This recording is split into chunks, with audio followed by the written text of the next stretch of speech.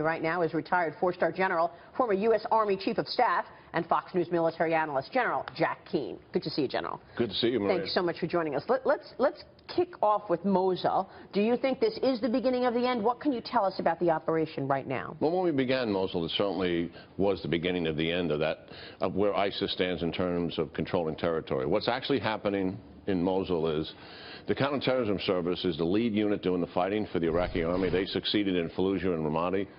Stiff resistance.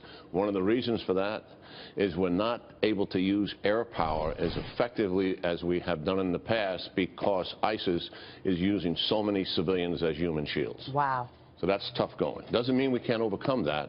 That means it's going to drive the casualties up on the Iraqi side to be able to go block by block, house by house, room by room.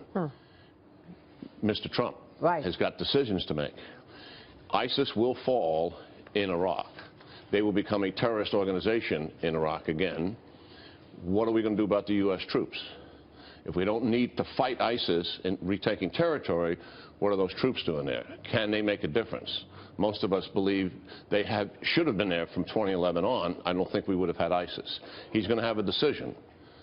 Do we keep the troops in Iraq? If so, how many and for how long? The other thing is, strategically, will Iraq matter to President Trump?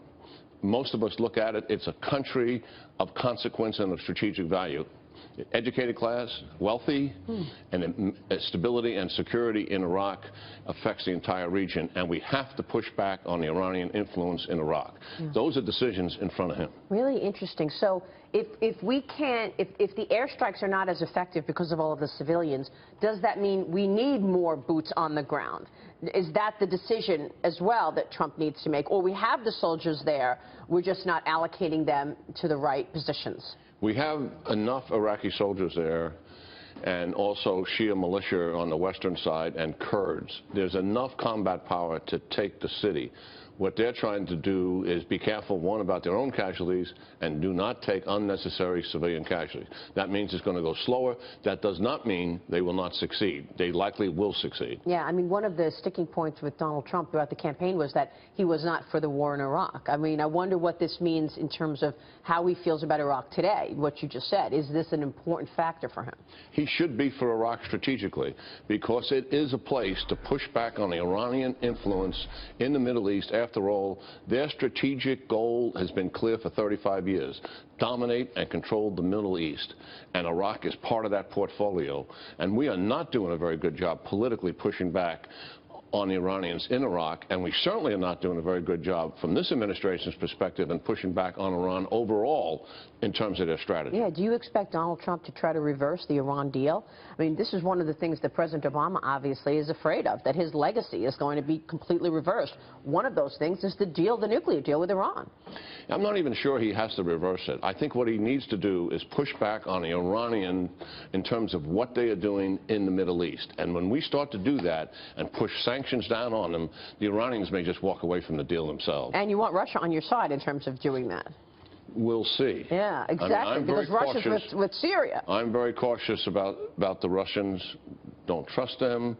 Putin, thuggery in his own country, military incursions in Georgia, military incursions in Crimea, in eastern Ukraine, military incursion in Syria. A lot of provocations going on in the Baltics, making those countries very nervous. He is clearly trying to put Russia on the world stage, and he wants Eastern Europe as a strategic buffer to protect Russia. So he has tremendously ambitious strategic goals that are not in U.S. interest. Totally. That's a relationship to watch, to see where that goes, Russia and the U.S., particularly after he basically inserted themselves in the Syria conflict. Russia did. He had to do something because the economy in Russia was falling apart with the price of oil, so his next currency became conflict. Yeah. Listen, President-elect Trump has talked many times about, look, we can work with Putin, isn't that a good thing? Well, of course that's a good thing. Yeah. You can work with any adversarial relationship and improve that relationship and based on mutually achievable goals. That doesn't mean we trust them. No, you got to go in there with your eyes wide open. And the briefings he gets, they'll open his eyes wide. Yeah, I want to ask you about that because he's going to be getting this intelligence. But let me first show you the world reaction to the election results, because a number of world leaders have reached out to congratulate Donald Trump on his victory. Cuba, though, is not having a warm reaction to it. In fact, yesterday, the Cuban government announcing nationwide military drills. How do we interpret this? Well, I think because President-elect Trump is unknown in a sense. He doesn't have a political portfolio. Obviously, he's an outsider. Then there's a lot of unpredictability that surrounds him. But I also think that what's happening here, it reminds me of President Reagan in a way. Trump projects strength, psychologically, emotional intelligence, etc., in the way he goes about making decisions. I think there's a certain intimidation that goes with that if you have an adversarial relationship with the United States. So I think that in the capitals around the world where there's the most concern is likely where we have adversarial relationships, and certainly Iran, Cuba, etc., North Korea at the top of those lists, to be sure. What Trump will do is reassure our allies. I'm convinced of that. But I think it's okay for some of our adversaries to be a little nervous about what's happening. You want that. You want to project strength. Yes. All right. So in an effort to ensure a smooth transition into the White House, President-elect Trump will now be receiving the same intelligence briefings as President Obama. What are your thoughts about this? What does this look like in terms of these intelligence briefings that he's going to be getting? Same as President Obama. Well, these are presidential daily briefings that the top leaders in the national security apparatus of our government all get the same briefing. What will he learn? And he's been getting briefings, as has Secretary Clinton, but they're of a general nature, classified to be sure. But now he's going to be exposed to all of the covert operations that we are doing, and what we're accomplishing with those, what the risks are in those as well. So the briefings will be very detailed by comparison to what he's been getting in the past. And he'll be able to ask lots of questions, and I'm confident he'll bring one or two of his advisors with him, probably General Mike Flynn, who ran an intelligence agency in this government, to help him through that process. He's going to need a lot of help. I mean, do you think he's been reaching out to the right people? Who would you like to see on that defense team? Oh, I don't want to get into the names of it. But I mean, Maria, listen, there's plenty of people that are willing to help a new president.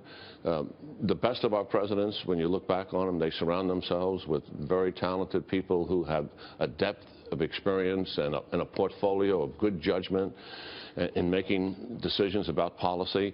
The clear thing in national security, the sooner we get the national security team established, the better, because it takes forever to get clearances. Yeah. Secretary Rumsfeld, when the president was sworn in, he walked into the Pentagon that same day, having gone through the whole security clearance thing, and I was there. And that was very helpful to have him on board day one as a policymaker. Now, in all of these government agencies, there was no reason for the American people to be concerned. There are career forces in all these agencies, operating these agencies, to include the Pentagon and to include the National Security Council in the White House. There's a career force there. But we need the policymakers to come, because they are the decision makers. So these discussions are going on now? Oh, yeah. For sure. Absolutely. And the transition teams are crucial. There'll be a transition team for the National Security Council in the White House. There'll be a transition team for the Pentagon, for the Department of State, and lots of discussions. And hopefully the Obama team will do as good a job as George Bush's team did, which they get considerable amount of credit for having done the best in class at a presidential transition. That was a perfect transition from Bush to Obama. Great.